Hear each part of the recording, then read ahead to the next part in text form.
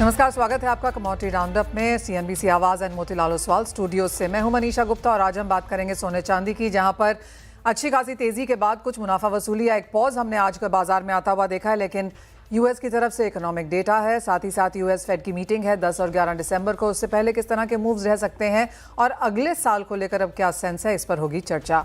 साथ ही बात करेंगे यहाँ पर मक्के की, जहाँ पर अब इंपोर्ट्स और जीएम इंपोर्ट्स की चर्चा बनने लगी है। यहाँ पर क्या है डिटेल्स, इस पर भी बात करेंगे। हमारे साथ जुड़ रहे हैं मेटल फोकस के प्रिंसिपल कंसल्टेंट साउथ एशिया चिराग शेठ, प्रो इंटेलिजेंट सर्विसेज के founder Dinesh Somani and India poultry equipment manufacturers association के प्रेसिडेंट उदित सिंह बयास जुड़ेंगे ब्रेक के बाद।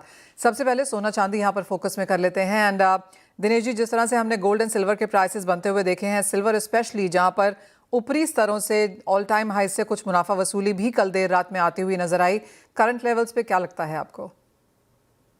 जी, इसका मल्टी ईयर हाई क्रॉस हुआ है और इसकी जो तेजी है मुझे लगता है आने वाले समय में भी थमने वाली नहीं है। प्रोबेबली दिसंबर तक ही हमें ऐसे लेवल्स देखने मिल जाए जिसकी हम कल्पना भी नहीं कर सकते थे। अगर हम रिसेंटली ही देखते तो पिछले सिर्फ 10 दिनों का अगर मूव देखते तो 20% की तेजी आई है। अभी अभी 1,53,000 के लो इसमें बने थे, वहां से 1,82,000 के लेवल्स मार्च के कॉन्ट्रैक्ट में हमें देखने मिल रहे हैं। आई थिंक एनीथिंग डिप यहाँ से 178, 179, 178, 179 के अराउंड अगर सिल्वर मिलती है तो यहाँ पर बाय करने का दोबारा एक अवसर रहेगा। 1,82,500, 1,85,000 इस हफ्ते के अंत तक हमें देखने मिल सकते हैं।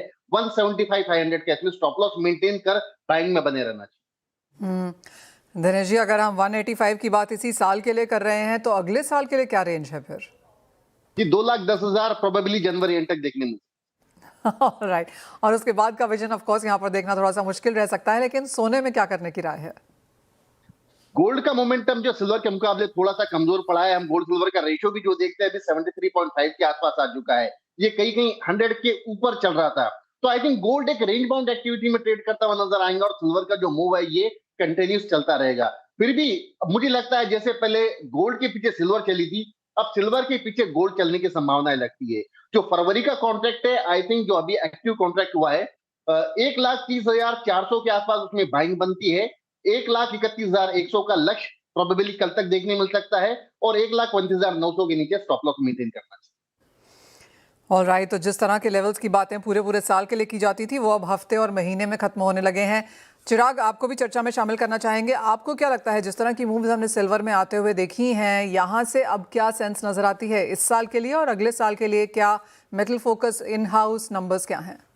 देखिए मनीषा, हम एक्चुअली काफी टाइम से कहते आ रहे हैं आपके शो पे कि सिल्वर के फंडामेंटल्स बहुत ही ज्यादा स्ट्रांग है। तो जैसे अभी मेरे पहले स्पीकर ने कहा कि ये कैचअप ट्रेड सिल्वर का चल रहा है।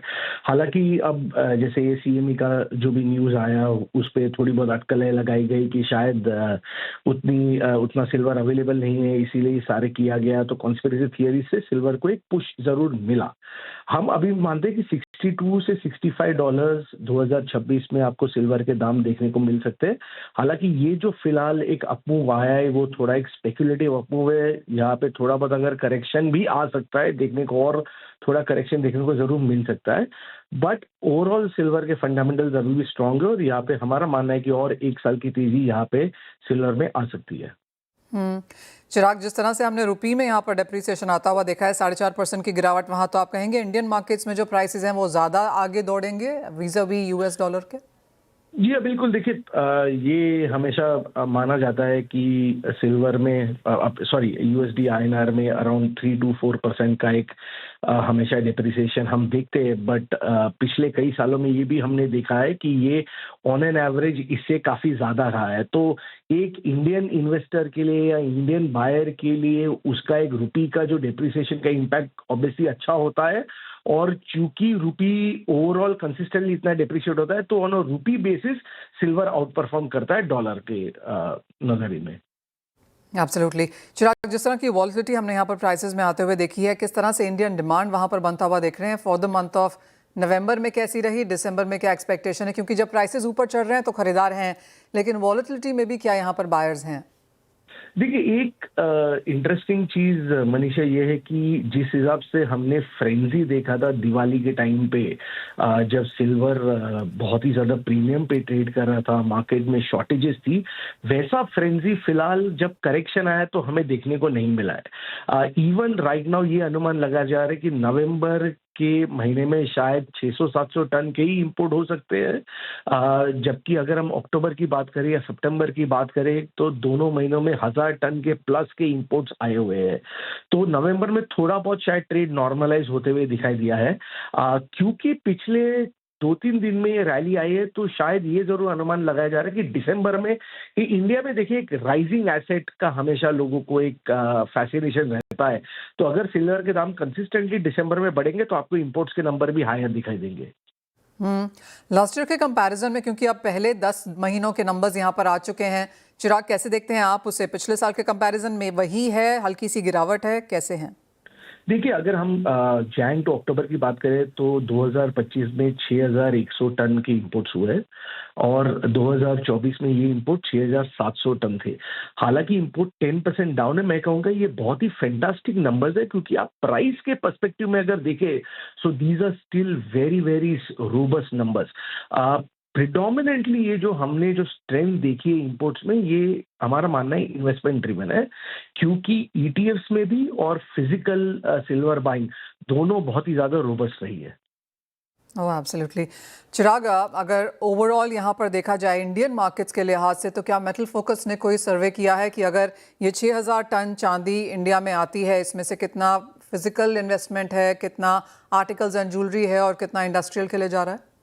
श्योर। सो देखिए, अगर आप ऑन एन एवरेज देखें तो इंडिया की अगर मोटी अगर हम बात करें तो जो इंडस्ट्रियल मार्केट है वो 1200-1300 टन का इंडस्ट्रियल मार्केट है। आपका जो ज्वेलरी मार्केट है वो अराउंड 2200 से 2500 टन के बीच का ज्वेलरी मार्केट है। सिल्वर वेयर जो अराउंड 800 से 1000 टन के बीच का मार्केट है। और जो इन्वेस्टमेंट है, अब इन्वेस्टमेंट में एक बहुत ही इंटरेस्टिंग मनीषा ये हो गया है कि पिछले 2 साल में आपकी ईटीएफ्स भी अब बहुत ज्यादा इनफ्लोज आ रहे हैं। तो ईटीएफ्स करीबन 3000 टन का मार्केट हो चुका है और रिटेल इन्वेस्टमेंट जो फिजिकल बार्स है वो अराउंड 1500 to 2000 टन के बीच का मार्केट है। 3000 टन ईटीएफ, तो वो ऑफ कोर्स वो एक बहुत बड़ा मार्केट यहाँ पर बनता हुआ नजर आया है। चिराग, साथ ही साथ यहाँ पर एक गोल्ड की भी चर्चा करना चाहेंगे। अपने ऑल टाइम हाइस को तो यहाँ पर इसने क्रॉस नहीं किया, लेकिन एक कैचअप ट्रेड सिल्वर में जिस तरह से देखने को मिला है, वहाँ वॉलिटिलिटी ज़्यादा है, वहाँ हेडलाइन ज़्यादा हैं, लेकिन सोना जो कर रहा है ऑलमोस्ट 60-62% की तेज़ी यहाँ पर भी है। एक तो आपकी क्या लेवल्स हैं अब अगले साल के लिहाज से, और Indian buying specially wedding season के टाइम पर कैसी है? देखिए, सोने में हमारा मानना है कि आपको $4700 to $5000 अगले साल तक देखने को मिल सकते हैं। सोना शायद नियर टर्म में सिल्वर को कंटिन्यू करेगा अंडर परफॉर्म करते हुए।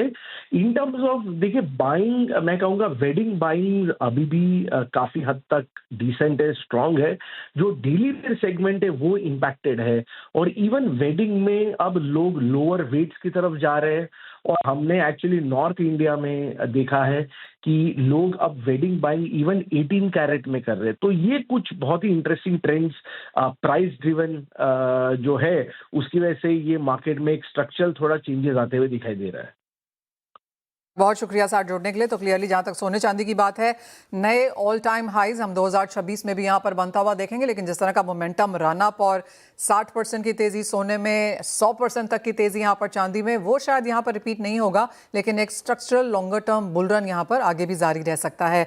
बोलिए, तो बात हुई यहां पर सोने चांदी की। दिनेश जी, अब मेटल्स की बात कर लेते हैं, क्योंकि कॉपर में भी हमने ऑल टाइम हाइज यहाँ पर बनते हुए देखे हैं। उन स्तरों से बहुत मामूली सी मुनाफा वसूली, क्योंकि कॉपर के लिए डॉलर इंडेक्स, रेट कट एक चीज़ है, लेकिन जिस तरह की सप्लाई डिस्ट्रप्शंस हैं, डिमांड एक्सपेक्टेशन है, ये काफ़ी सारे पॉजिटिव फैक्टर्स हैं। बिल्कुल मनीषा जी, सिल्वर और कॉपर दोनों एक ही लाइन पर है, मतलब दोनों में भी सप्लाई डिस्ट्रप्शन है, और ये डिस्ट्रप्शन आज नहीं पिछले 3 से 4 साल से कैरी फॉरवर्ड चलता आ रहा है। तो मुझे लगता है जो एक बहुत बड़ा इसका क्रूशियल रेजिस्टेंस था 1026 वो क्रॉस कर चुका है।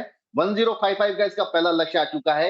1043 के अराउंड अगर एक डिप मिलता है तो कॉपर में खरीदारी का अवसर बन सकता है। 1033 का स्टॉप लॉस मेंटेन करे, ऊपर में 106 सेट इस वीकेंड तक हमें देखने मिल सकता है। साथ ही साथ जिंक को कैसे देखेंगे, क्योंकि एल्यूमिनियम ठीक है फ्लैट रहा है, लेकिन जिंक में यहाँ पर वॉलिटिलिटी बढ़ती हुई नजर आई है पिछले कुछ सेशंस में। बिल्कुल, मैंने जिंक पे पहले भी कहा था कि 8 से 9 रुपए का रिवर्स इसमें बदला चल रहा है। मतलब अगर 308 रुपए एक्सपायर हुआ तो 298 नेक्स्ट कॉन्ट्रैक्ट चल रहा है। तो 9 से 10 रुपए का मुनाफा बायर को सीधा-सीधा है और सेलर को उतनी ही बड़ी चोट है। तो 308 के आसपास आज भी जिंक रिकमेंडेड है बाइंग के लिए। 312, 316 अपसाइड टारगेट देखने मिल सकता है। 305 रुपए 70 पैसे का स्टॉप लॉस मेंटेन कर सकते हैं। दिनेश जी, साथ ही साथ क्रूड ऑयल प्राइसेस में क्या सेंस है यहाँ पर, क्योंकि 4 महीने की गिरावट के बाद दिसंबर में अब तक यहाँ पर पॉजिटिव ट्रेड्स क्रूड ऑयल दिखा रहा है। मैं तो कहूंगा क्रूड एक ऐसी कमोडिटी एमसीएक्स की जो एनसीडीएक्स का गवार बन चुकी है। 5200 और 5400 यह दायरा है, करीब करीब पिछले 25 से 30 दिनों में यही मेंटेन करता आ रहा है, निरंतर लोअर लोज बना रहा है। जैसे 5420 5440 से आता है, दोबारा उसमें सेलिंग बन जाती है। 5200 5220 के आसपास एक बाइंग बन जाती है। तो अगर 5270 के आसपास कहीं मिलता है तो ही कूद में खरीदारी करनी चाहिए। ऊपर में 5400 5420 के लेवल्स देखते मिल सकते हैं। 5200 का स्ट्रिक्टली स्टॉप लॉस मेंटेन करना चाहिए। Point taken. दिनेश जी, बहुत शुक्रिया साथ जोड़ने के लिए, तमाम स्ट्रैटेजीज भी यहाँ पर शेयर करने के लिए। तो क्लियरली जहाँ तक प्रेशियस मेटल्स और बेस मेटल्स की बात है, बाइंग अपॉर्चुनिटीज़ हैं, और जहाँ तक कच्चा तेल है यहाँ पर भी कुछ सपोर्ट बनते हुए नजर आएंगे।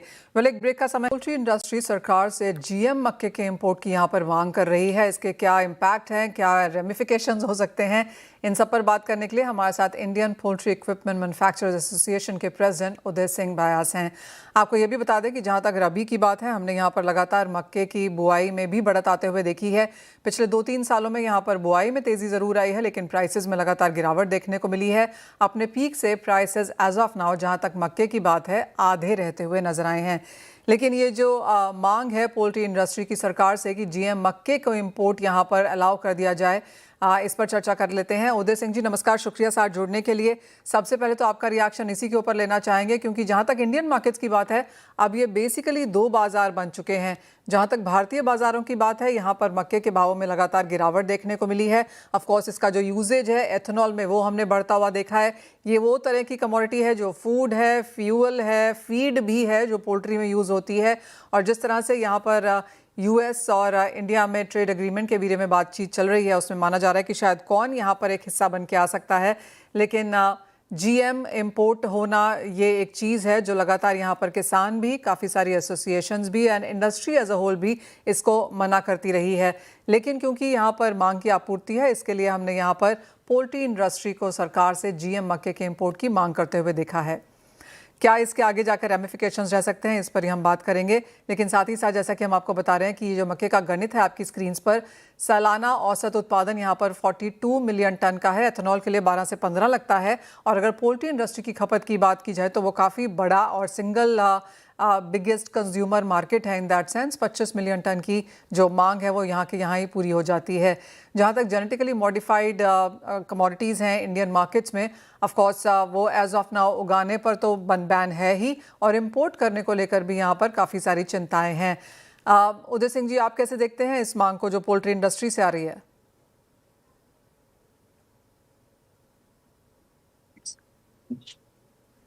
नमस्कार जी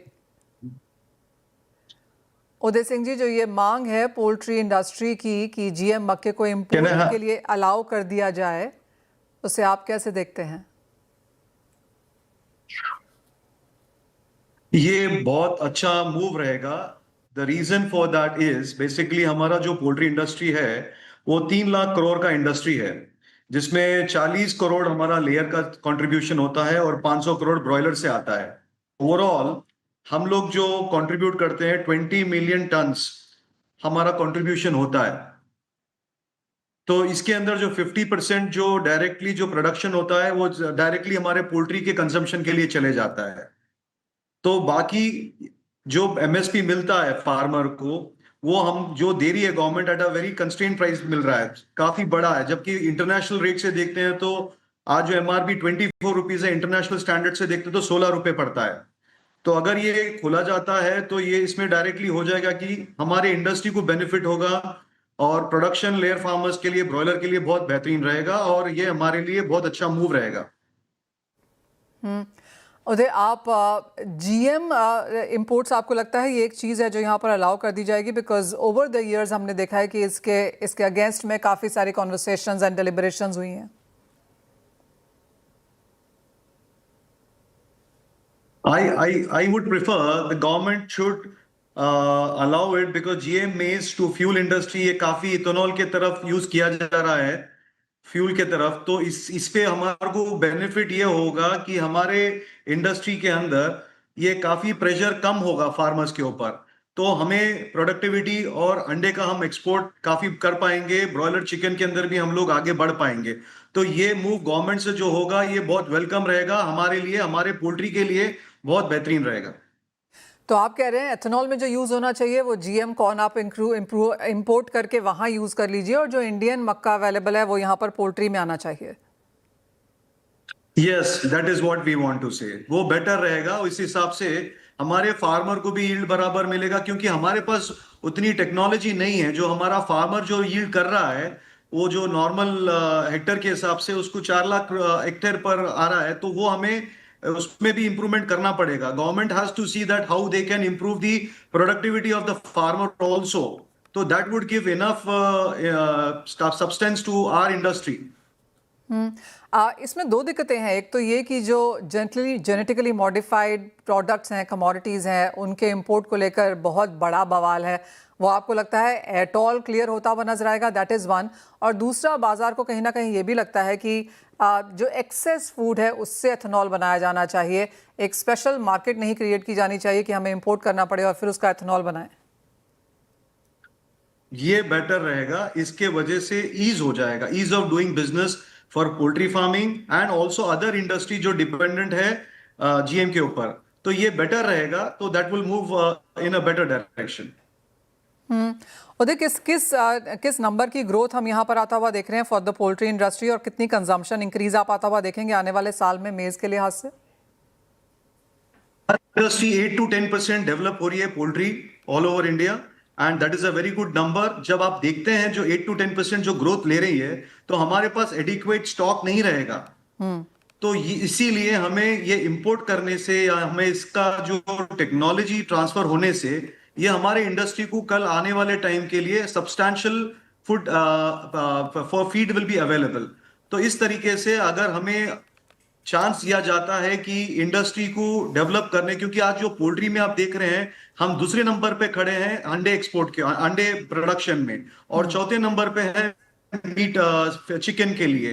तो ये हमारे डायरेक्टली हमारे इंडस्ट्री को मदद कर पाएगा, और इस वजह से हमारी पूरी poultry industry, poultry community rather, बहुत आभारी रहेगी गवर्नमेंट की, क्योंकि ये बहुत इनिशिएटिव बहुत जरूरी है हमारे लिए। अदरवाइज हमें हमारे फार्मर को काफी दिक्कतों का सामना करना पड़ेगा। और एक फाइनल सवाल, और जिस तरह से जो प्रोटेस्ट हैं, जो लोग अगेंस्ट हैं जेनेटिकली मॉडिफाइड इंपोर्ट्स को लेकर, उनको आप क्या कहेंगे?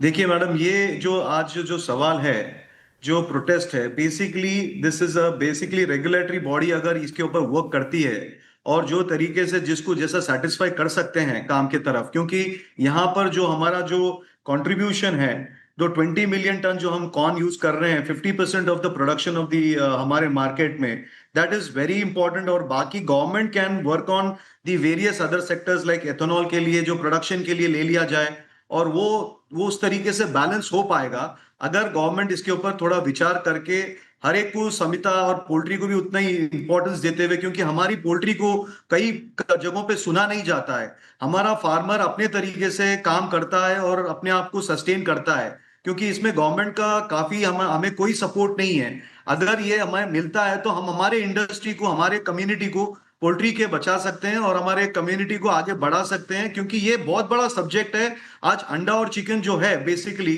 ये एक अपना आज आप समझ ही रह सकते हैं कि जो पूरे रूरल इंडिया में काफी माल न्यूट्रिशन का प्रॉब्लम है।